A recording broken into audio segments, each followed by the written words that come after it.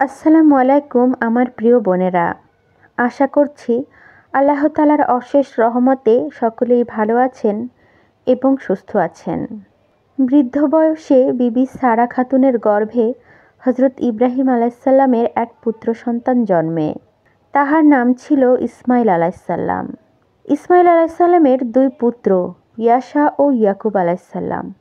সেই ইয়াকুব আলাইসাল্লামের ছিলেন 12টি পুত্র। তার মধ্যে একাদশ পুত্র হলেন হজরত ইউসুফ আলাইসাল্লাম এবং সবচেয়ে ছোট পুত্রের নাম বিনয়ামিন। হজরত ইয়াকুব জানতেন যে ইউসুফ আলাইসাল্লাম ভবিষ্যতে বড় হয়ে নবী হবেন এবং ইউসুফ আলাইসাল্লাম ছিলেন অতি গুণবান ও অতি রূপবান ছেলে। শৈশবেই ইউসুফ ও বিনয়ামিন মা হারা হন। এ সকল নানা কারণেই হজরত ইয়াকুব আলাইসাল্লাম তার ছেলে ইউসুফ আলাইসাল্লামকে অন্যদের তুলনায় একটু বেশি ভালোবাসতেন ও আদর যত্ন করতেন। এই জন্য ইউসুফ আলাইসাল্লামের বাকি 10 সৎ ভাই তাকে একটু হিংসার চোখে দেখতেন। ইউসুফ আলাইসাল্লাম এক রাত্রে স্বপ্নে দেখতে পেলেন যে চন্দ্র সূর্য ও 11টি নক্ষত্র তাকে অভিবাদন করছে।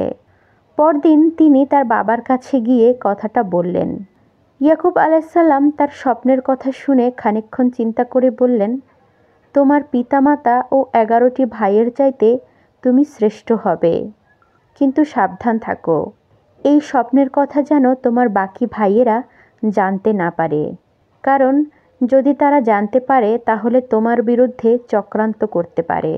ইয়াকুব আলাইসাল্লামের মনে আশঙ্কা ছিল, একে তো ভাইয়েরা ইউসুফ আলাইসাল্লামকে হিংসার চোখে দেখে, তার উপর যদি কোনোভাবে এই স্বপ্নের কথা জানতে পারে তাহলে তারা আরও বেশি হিংস্র হয়ে উঠতে পারে।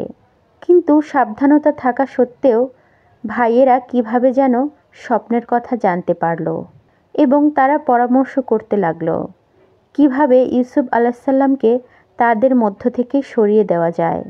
অনেক যুক্তিতর্কের পর তারা স্থির করল ইউসুফকে মরুভূমিতে নিয়ে গিয়ে কূপের মধ্যে ফেলে দিবে।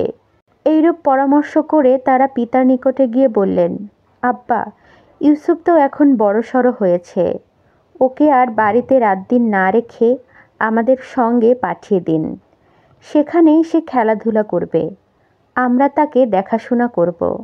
হজরত ইয়াকুব আলাইসাল্লাম প্রথমে রাজি ছিলেন না, কিন্তু পরবর্তীতে তাদের পীড়াপিড়ি ও অনেক তর্কের পর অবশেষে তাদের সঙ্গে যেতে অনুমতি দিলেন। পরের দিন তারা ইউসুফকে অনেক দূরে এক নির্জন মরুভূমির মধ্যে নিয়ে গিয়ে তার দেহ থেকে জামাকাপড় খুলে নিল এবং তাকে নির্দয়ভাবে মারধর করল। ইউসুফ প্রায় মরে যাবার মতো হলে তাদের সবচেয়ে বড় ভাই বলল, তোমরা ওকে মেরে ফেলো না, ওকে কুয়ার মধ্যে ফেলে দাও। অত্যন্ত অনিচ্ছা থাকা সত্ত্বেও তখন তারা তাকে কূপের মধ্যে ফেলে দিল এবং ফেলে দিয়ে বাড়ি চলে গেল। বাড়ি এসে পিতার নিকটে তারা কপট দুঃখ প্রকাশ করতে লাগলো এবং জানালো যে আব্বা ইউসুফকে নেকড়ে খেয়ে নিয়েছে এবং এই দেখুন তার রক্তমাখা জামা। হজরত ইয়াকুব আলাইসাল্লাম আর কি করবেন, তিনি শোকে কাতর হয়ে কাঁদতে লাগলেন। 2-1 দিন পরে একদল সওদাগর সেই পথ দিয়ে যাচ্ছিলেন। মরুভূমির পথে সঙ্গে পানিও প্রায় নিঃশেষ হওয়ায় কূপ থেকে পানি সংগ্রহের জন্য তারা কূপের মধ্যে বালতি ফেললেন।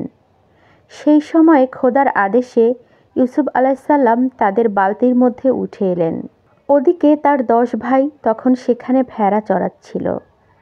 তারা ইউসুফকে দেখতে পেয়ে ছুটে এসে বলল, কি আশ্চর্য, এ যে আমাদের সেই গোলাম, কয়েকদিন থেকে পালিয়ে এসেছে, একে যদি আপনারা ক্রয় করেন তবে আমরা বিক্রি করতে পারি। প্রতিবাদ করলে যদি ভাইয়েরা তাকে আবার মেরে ফেলে, এই ভয়ে ইউসুফ আলাইসাল্লাম চুপ করে রইলেন। কয়েকটি টাকা দিয়ে সওদাগরেরা তাকে কিনে নিলেন। সওদাগরের সঙ্গে ইউসুফ আলাইসাল্লাম মিশর দেশে গিয়ে হাজির হলেন। সেখানে তাকে তারা বাদশাহের সেনাপতি কিতিফির আজিজ নামক এক সম্ভ্রান্ত ব্যক্তির নিকটে বিক্রি করে দিলেন এবং আজিজে মিশর ইউসুফকে তার স্ত্রী জুলেখার খাস গোলাম করে কিনে নিলেন এবং ইউসুফ সেখানেও তার বুদ্ধি ও গুণের পরিচয় দিতে লাগলেন। ইউসুফ প্রাপ্তবয়স্ক হবার সঙ্গে সঙ্গে আরও বেশি অসামান্য রূপবান হয়ে উঠলেন।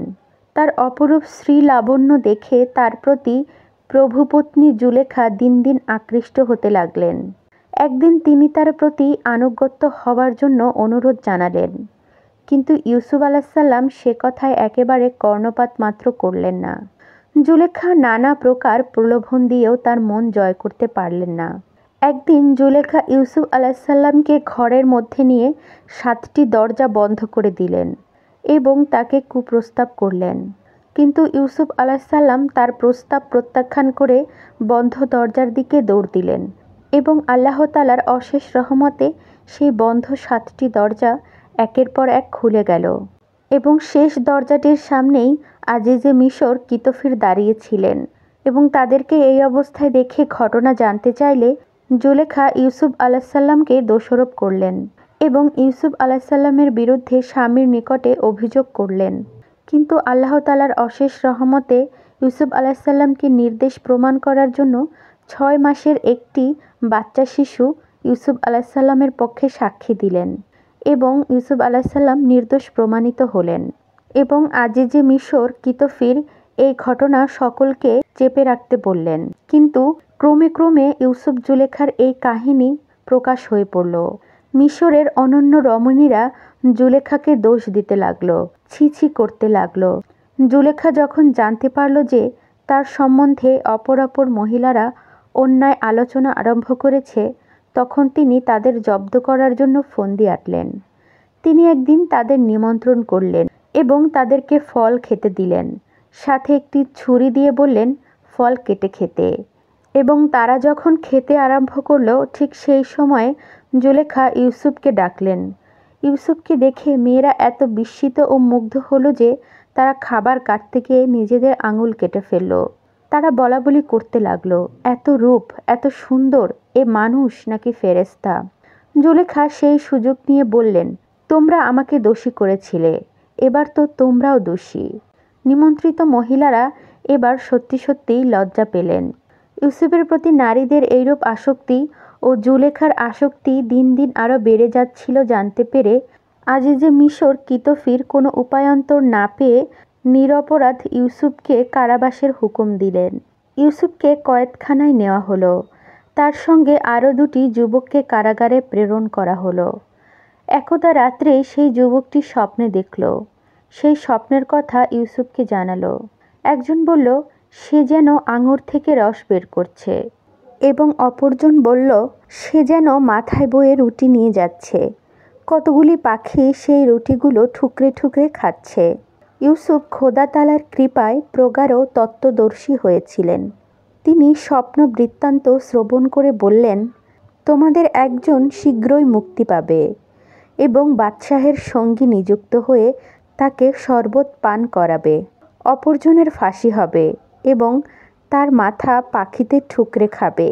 কয়েকদিনের মধ্যেই ইউসুফের ভবিষ্যৎবাণী সত্য সত্যিই ফলে গেল। একজন মুক্তি পেল ও অপরজনের ফাঁসি হলো। যে ব্যক্তি মুক্তি পেয়েছিল সে বাদশাহের অনুচর নিযুক্ত হলো। কিছুদিন পরে বাদশাহ এক স্বপ্ন দেখলেন। 7টি কৃষকায় গাভী 7টি বলবতী গাভীকে খেয়ে ফেলছে এবং 7টি শীর্ণ ধানের শীষ 7টি সতেজ ধানের শীষকে খেয়ে ফেলছে। বাদশাহ পরের দিন দরবারে স্বপ্ন বৃত্তান্ত প্রকাশ করে এমন অনুচরদের কাছে এর অর্থ জানতে চাইলেন, কিন্তু কেউ এর সঠিক উত্তর দিতে পারল না। কারাগারের সেই যুবক সেখানে উপস্থিত ছিল। ইউসুফের কথা তার মনে পড়ে গেল। তখনই তার কাছে গিয়ে সে স্বপ্নের ব্যাখ্যা জানতে চাইল এবং ইউসুফ আলাইসাল্লাম স্বপ্নের ব্যাখ্যা বললেন। প্রথম 7 বছর খুব ভীষণ শস্য ফলন হবে এবং পরের 7 বছর হবে চরম দুর্ভিক্ষ। স্বপ্নের ব্যাখ্যা জানতে পেরে বাদশাহ খুব সন্তুষ্ট হলেন এবং ইউসুফকে তার নিকটে আনবার সংকল্প করলেন। যে সকল মেয়ে অসাবধানতায় নিজেদের আঙুল কেটে ফেলেছিল তাদের কাছে অনুসন্ধান করে বাদশাহ জানতে পারলেন ইউসুফ তাদের সঙ্গে কোনো অসৎ ব্যবহার করেনি। তারাই ইউসুফকে তাদের দিকে আকৃষ্ট করতে চেয়েছিল। জুলেখাও সেখানে ছিলেন। তিনি একথার সত্যতা সম্পর্কে সাক্ষ্য দিলেন। বাদশাহ সব কথা শুনে অনুতপ্ত হলেন এবং ইউসুফকে মুক্তি দিয়ে তাকে রাজ্যের প্রধানমন্ত্রী নিযুক্ত করলেন। ইউসুফ আলাইসাল্লামের স্বপ্নের কথাই সত্যি সত্যিই সফল হলো। প্রথম 7 বছর ভালো ফসল হলো এবং এই সময় তারা পরবর্তী দুর্ভিক্ষের কথা জানত, ফলে তারা প্রচুর খাদ্য সঞ্চয় করল এবং পরের 7টি বছর দেখা দিল ভীষণ দুর্ভিক্ষ। মিশরের সঞ্চিত খাদ্যের কথা জানতে পেরে নানা দেশ থেকে লোকজন আসতে লাগলো। ইউসুফ আলাইসাল্লামের ভাইয়েরাও খাদ্যদ্রব্য ক্রয় করতে এলো। তিনি তাদের দেখে চিনতে পারলেন, কিন্তু তারা তাকে চিনতে পারল না।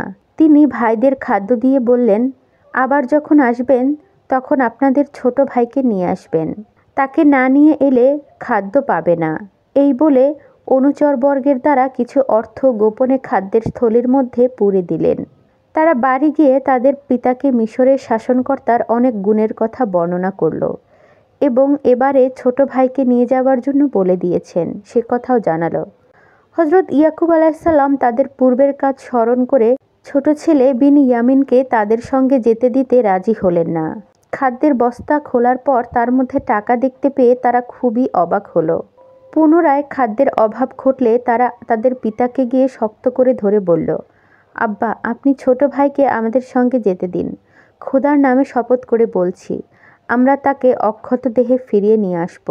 পিতা তাদের জিদের কাছে পরাজিত হয়ে অগত্যা অনুমতি দিলেন। বিন ইয়ামিনকে সঙ্গে নিয়ে তারা গেল এবং ইউসুফের নির্দেশ অনুযায়ী ভিন্ন ভিন্ন দরজা দিয়ে শহরে প্রবেশ করল। ইউসুফের কাছে যখন তারা পৌঁছালো তখন ছোট ভাইকে ডেকে নিয়ে নিজের পরিচয় প্রদান করলেন। অন্যবারের মতন এবারেও তাদের বস্তা বোঝাই করে খাদ্য দেওয়া হলো। ইউসুফের এক চাকর একটি পেয়ালা ইচ্ছা করে ছোট ভাইয়ের বস্তায় লুকিয়ে রেখে দিল। পেয়ালা হারিয়ে যাওয়ার বিশেষ শোরগোল পড়ে গেলে অবশেষে অনেক খোঁজাখুঁজির পর বিন ইয়ামিনের বস্তার মধ্যে সেটা পাওয়া গেল। বিন ইয়ামিনকে বাদশাহের কাছে বিচারের জন্য নিয়ে যাওয়া হলো। তার ভাইয়েরা বললেন, আমাদের পিতা খুব বৃদ্ধ হয়েছেন, এটি তার সকলের ছোট ছেলে, একে ফিরিয়ে না নিয়ে গেলে পিতা বড়ই কষ্ট পাবেন, আপনি এর বদলে আমাদের একজনকে রাখুন। ইউসুফ আলাইসাল্লাম বললেন, না, তা হতে পারে না। তখন সকলের বড় ভাই অন্যান্য ভাইদেরকে বললেন, আমি আল্লাহর নামে শপথ করে পিতাকে বলে একে নিয়ে এসেছি, কোন মুখে পিতার কাছে ফিরে যাব? আমি বিন ইয়ামিনের সঙ্গে এখানেই থাকব। তখন বাকি ভাইরা দেশে ফিরে গিয়ে ইয়াকুব আলাইসাল্লামকে সমস্ত সংবাদ জানালো। তিনি দুঃখে দুঃসহ শোকে আর্তনাদ করতে লাগলো এবং বললেন, দেখো, আল্লাহর দয়ায় আমি অনেক কিছু জানি। তোমরা আল্লাহর ওপরে বিশ্বাস রেখে ইউসুফ ও বিন ইয়ামিনের খোঁজ করো। পিতার আদেশে তারা পুনরায় মিশরে গেল এবং খাদ্য কিনতে চাইল। সেই সময় ইউসুফ তাদের কাছে নিজের পরিচয় প্রদান করল এবং বললেন, আল্লাহ তাআলা তোমাদের ক্ষমা করবেন, তিনি ক্ষমাশীল। তোমরা আমার এই জামা পিতার কাছে নিয়ে যাও, তাহলে তিনি জানতে পারবেন। আল্লাহর কৃপায় ইয়াকুব সব জানতে পারলেন। ইউসুফের ভাইরা এসে তার জামা পিতাকে দিলেন। হজরত ইয়াকুব খুশি হয়ে বললেন, পূর্বেই বলেছি, আমি যা জানি তোমরা তা জানো না। ইউসুফের পরামর্শ মতো তার ভাইয়েরা তাদের পিতামাতা ও অন্যান্য পরিজনদের নিয়ে মিশরে গেলেন এবং সেখানে ইউসুফ আলাইসাল্লাম তাদের বসবাসের ব্যবস্থা করে দিলেন। এদিকে জুলেখার স্বামী কিতফির মারা গেলেন এবং জুলেখা দিনরাত ইউসুফের জন্য কাঁদতে থাকলেন।